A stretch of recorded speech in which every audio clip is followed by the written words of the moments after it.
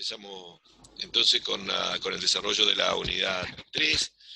Estuvimos viendo hasta ahora una introducción a la economía, después vimos una aproximación a los mercados, que es la forma en que funciona el sistema económico en el que vivimos, que es el capitalismo, tratando de entender realmente cómo se da la conformación y la dinámica de los mercados.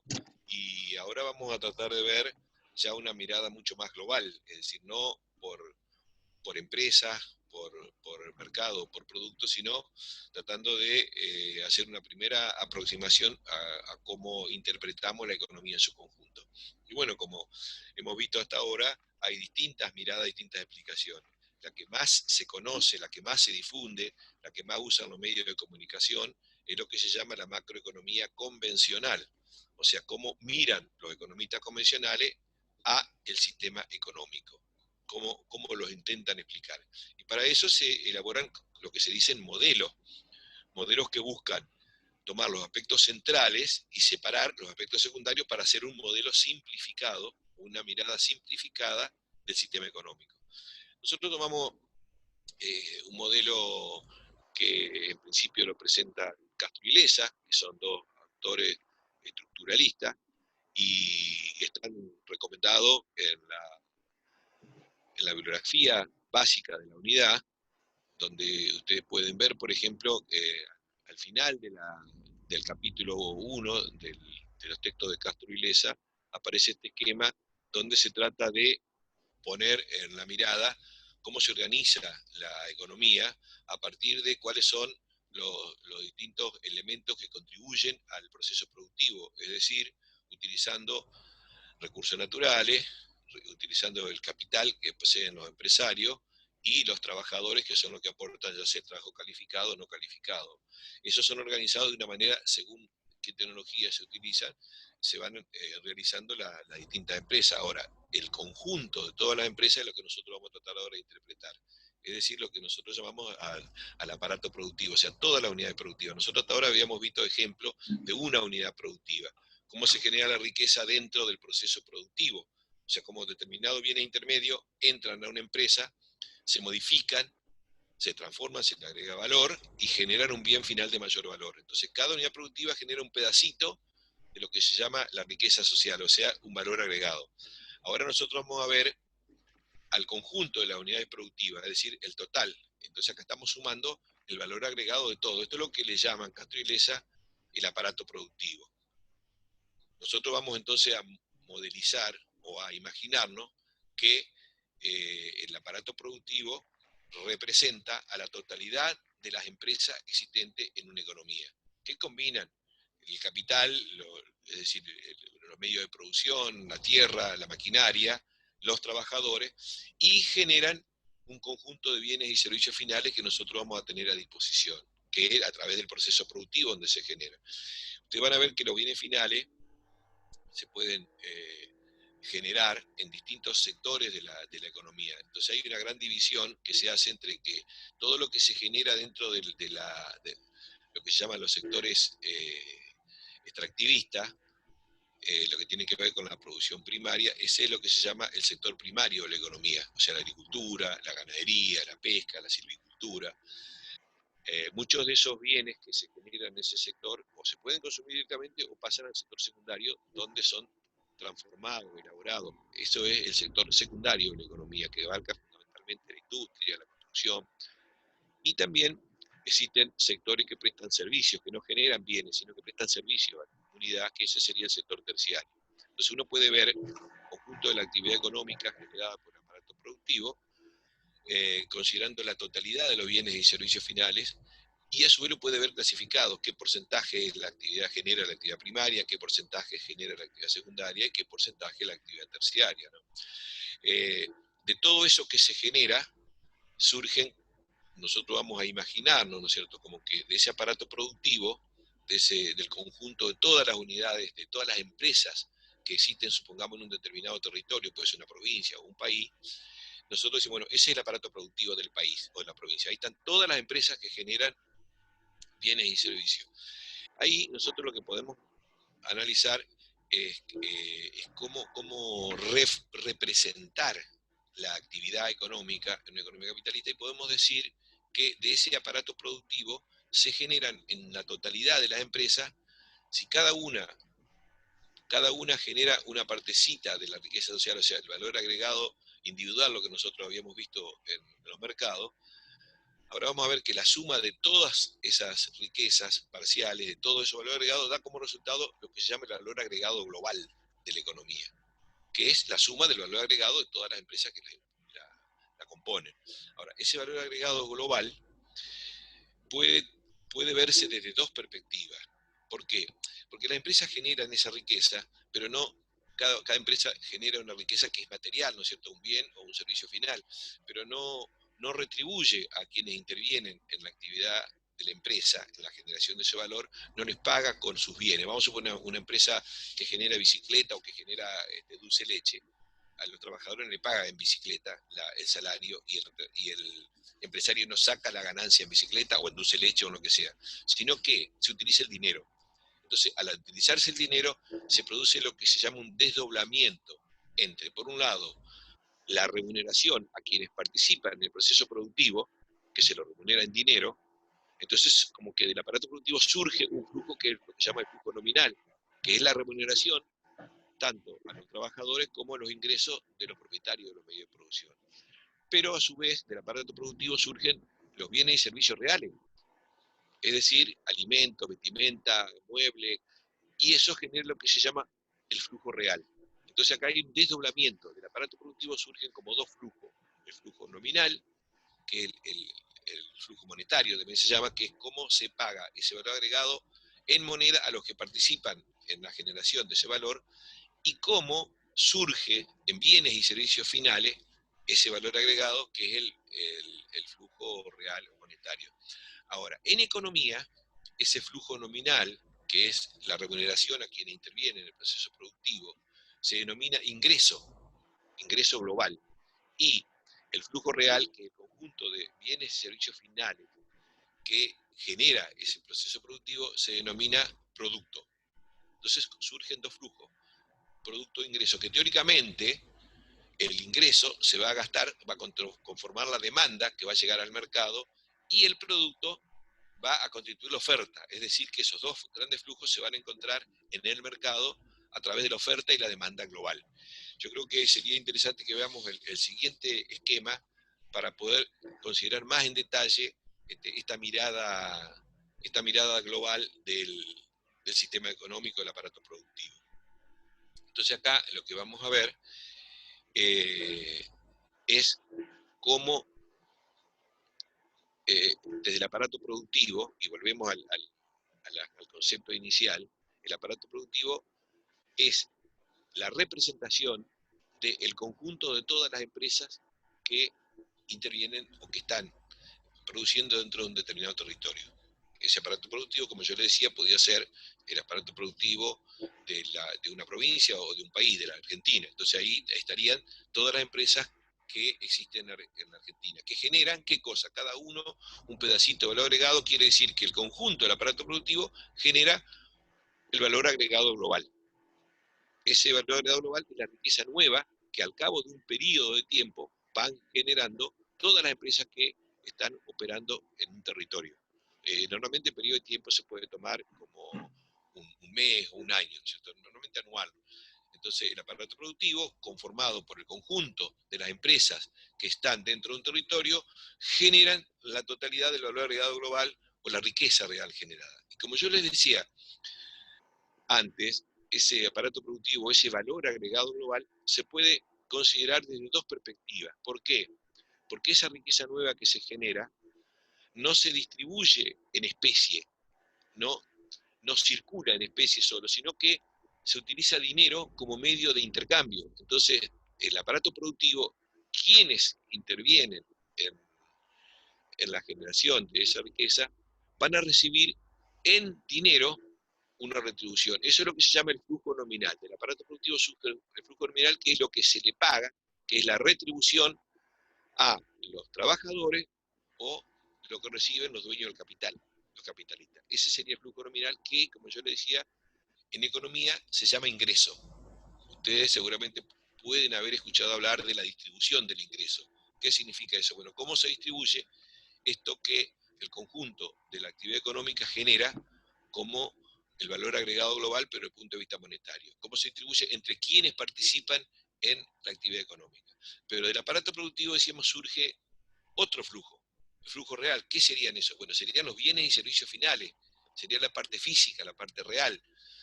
Y eso en economía se le llama producto. El producto entonces son el conjunto de bienes y servicios finales que genera el aparato productivo y que su equivalente se distribuye monetariamente entre quienes intervienen en el proceso productivo y eso genera el ingreso. Por lo tanto, acá hacemos una parada inicial y decimos que el valor agregado global es la riqueza que se genera al cabo de un determinado periodo de tiempo en todo el aparato productivo, de todo el sistema económico de un territorio. Y ese valor agregado global se distribuye monetariamente entre quienes participan, o sea, en moneda, y eso se llama ingreso. Y ese valor agregado global surge como bienes y servicios finales, y eso se llama producto. Fíjense que, en definitiva, el ingreso y el producto después van a terminar en el mercado conformando la oferta y la demanda global. Ahora vamos a ver que ingreso y producto se desagregan. ¿Por qué? Porque el ingreso que reciben todos los que intervienen en el sistema económico dentro del proceso productivo, o sea, los trabajadores, los capitalistas, dueños del capital, los dueños del dinero, dueños de los inmuebles, a veces está separado eso, este ingreso que reciben lo pueden gastar. Y a su vez el producto que se genera, que son los bienes y servicios finales, puede estar constituido por bienes finales de consumo, o sea que son para los individuos, para las familias, directamente para consumir, o pueden ser bienes finales que utilizan las empresas para el proceso productivo, son bienes de capital. Entonces, tanto los bienes de consumo como bienes de capital van a constituir, bueno, acá hay un error de concepto armado, donde dice demanda global tendría que decir oferta global. En el apuro de armar el esquema, no sé si ustedes ven, los bienes y servicios finales, bienes de consumo y bienes de capital, constituyen la oferta global. Exactamente. Eso se va a ofrecer, se va a vender en el mercado, porque ese es el fin último de la actividad económica. O sea, las empresas, ¿por qué generan bienes y servicios? ¿Por qué producen bienes de consumo? Para venderlos. Producen mercancía. Y los que reciben el ingreso, ¿qué hacen con ese ingreso? Y van a ir al mercado a demandar lo que necesiten. Ahora el ingreso de quienes reciben la remuneración, por ejemplo, trabajadores, empresarios, se van a destinar parte de su ingreso al consumo. Es decir, van a consumir porque tienen que vivir y pueden consumirlo de distintas maneras, ¿no es cierto? Bienes más indispensables, alimentos, bebidas, etcétera, etcétera, muebles, para la vida personal y particular. Entonces, el ingreso, si se canaliza al consumo, va directamente al mercado, pero normalmente hay una parte de la sociedad que no gasta todo en consumo, porque tiene ingresos que tienen un nivel que es muy superior a lo que necesitan consumir. Entonces, si no consumen una parte de ese ingreso, significa que la otra parte lo van a ahorrar. Lo que no se consuma, se ahorre.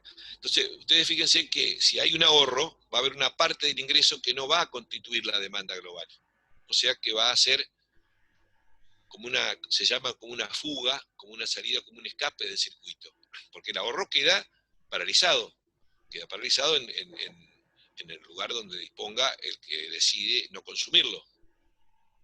Y en este caso nosotros nos vamos a encontrar con que este circuito que tendría que cerrar con una igualdad entre la oferta global, porque todo lo que se genera de riqueza se lleva al mercado, tendría que coincidir con una demanda global, que es todo lo que demandan los que generaron esos bienes. Para poner un ejemplo numérico, si se genera el aparato productivo al cabo de un periodo de tiempo, por un valor de 1.000 millones de dólares, un valor de 1.000, de valor agregado, eso significa que ese aparato productivo, a su vez, generó un flujo nominal también de 1.000, porque ese valor agregado que se generó se distribuye monetariamente entre los trabajadores y los capitalistas. O sea que el ingreso será de 1.000, por definición, el valor agregado es lo mismo que el ingreso, solo que el ingreso es lo que se recibe monetariamente. Y si el valor agregado es de 1000, se va a generar un flujo real de bienes y servicios finales que es de 1000, que es lo que se llama producto. Por lo tanto, ingreso, producto y valor agregado son equivalentes monetariamente, aunque no son los mismos desde el punto de vista en su esencia. El ingreso es el valor agregado distribuido monetariamente y el producto es el valor agregado constituido por los bienes y servicios finales. Por lo tanto, ingreso y producto son equivalentes, y si el producto va en su totalidad a ser la oferta global sería de 1000. Y si el ingreso se gasta en su totalidad, la demanda global también tendría que ser de 1000. Hasta acá, si hay algún comentario antes de entrar en el consumo, el ahorro y la inversión, si por ahí querías agregar algo, mi colega. Sí, a mí me parece, Luis, que se fueron dando o apareciendo una cantidad de conceptos que antes de continuar habría que tratar de simplificarlos o de sintetizarlos y remarcarlos. Explicaste el aparato productivo, eso queda claro que es el aparato productivo de una provincia o de un país, los sectores que lo integran, si el sector primario, de extracción, o sea, agropecuario, minero, el sector secundario, que es la industria, las empresas, y el sector terciario, que son los bienes y personas, que es el sector que provee servicios a la población. Me parece que habría que remarcar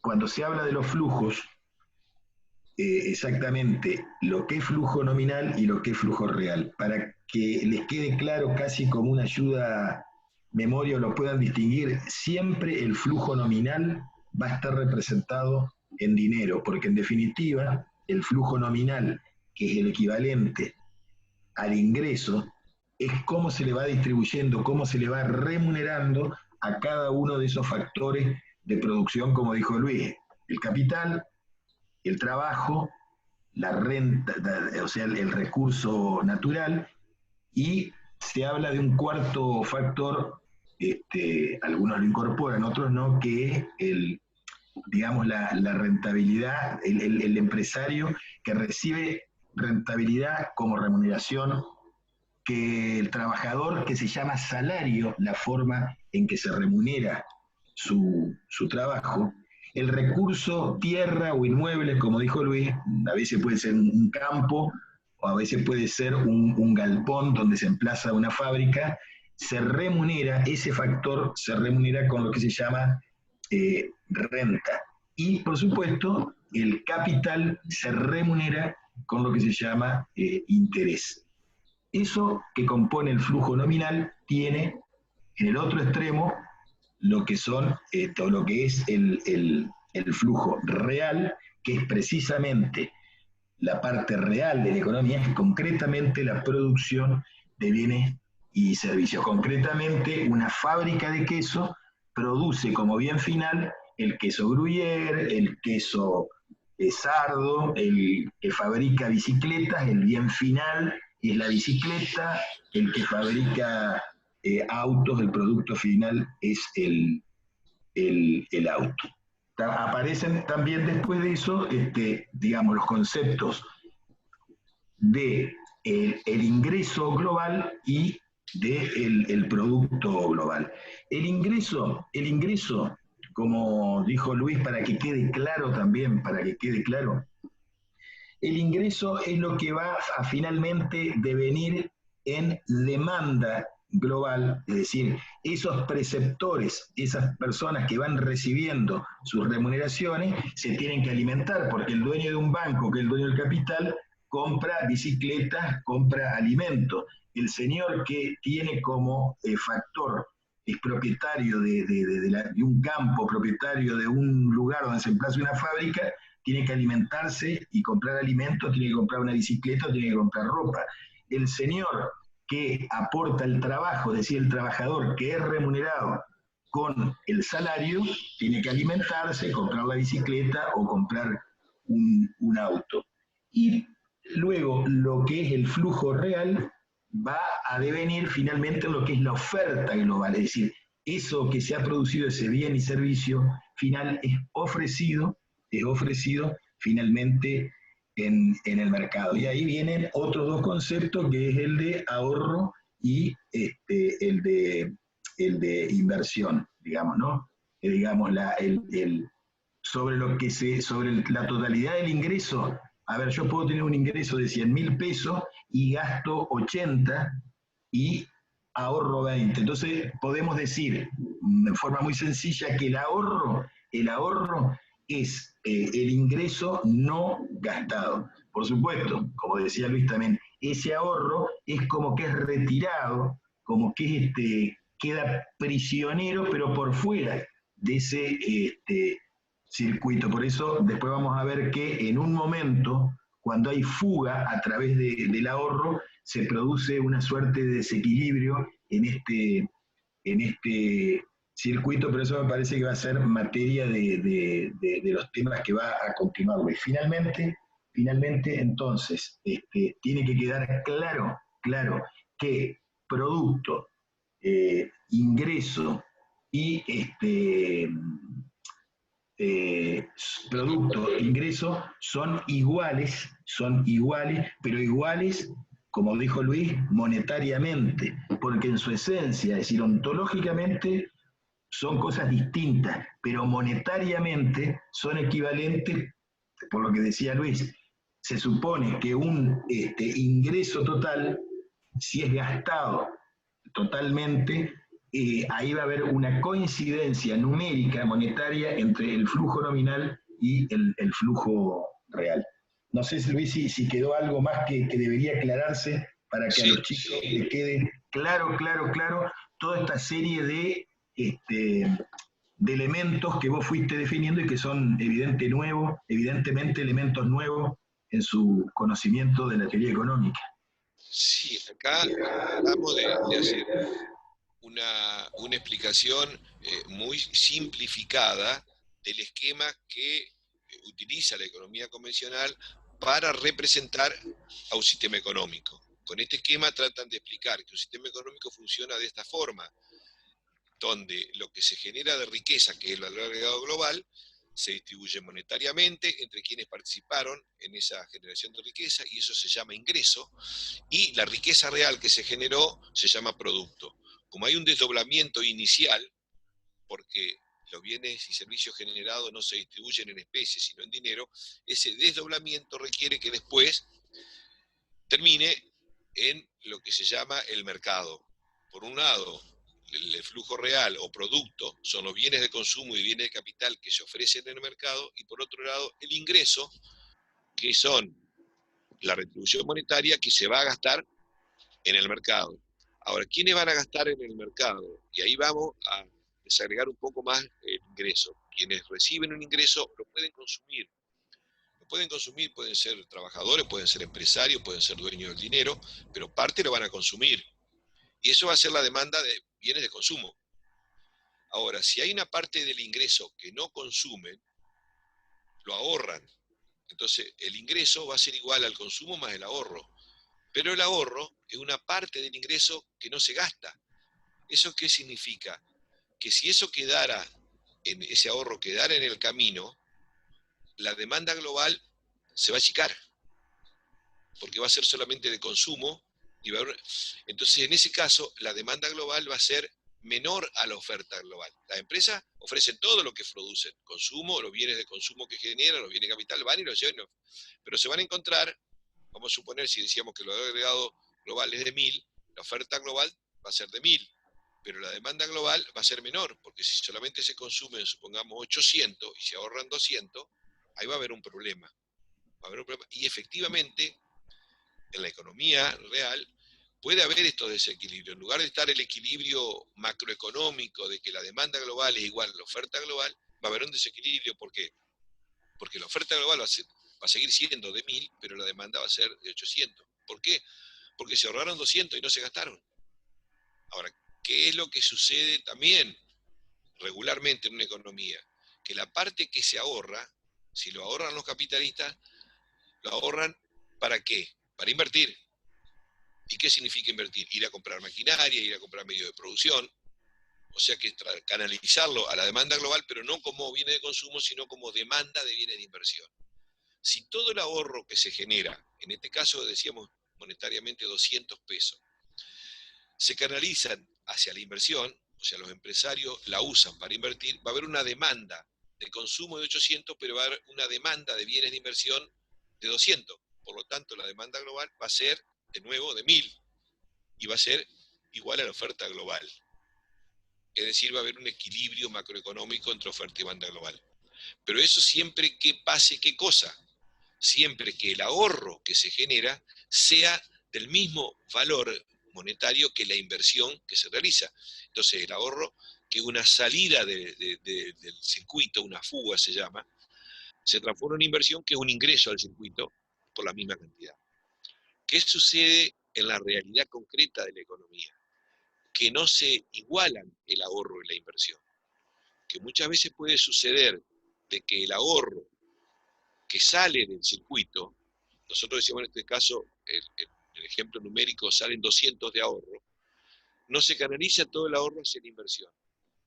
¿Por qué? Porque lo que deciden, los elementos que definen si se ahorra más o menos, tiene que ver con los niveles de ingreso.